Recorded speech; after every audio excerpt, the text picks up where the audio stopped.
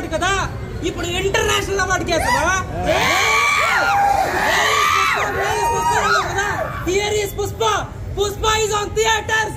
ఈ రోజు గురువారం, టైం ఏమో 1:34. నేను చెప్తున్నా 2000 కోట్లు పక్కా రాసుకోండి.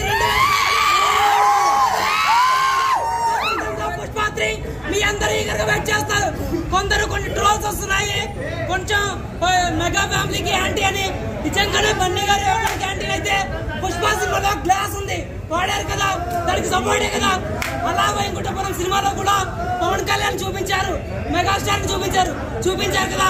అంటే పవన్ కళ్యాణ్ గారు, బన్నీ గారు ఎప్పుడో మెగా ఫ్యామిలీకి సపోర్ట్ గానే ఉంటారు. దయచేసి మనలో మనం కొట్టుకోవద్దు, మనందరం ఒకటే.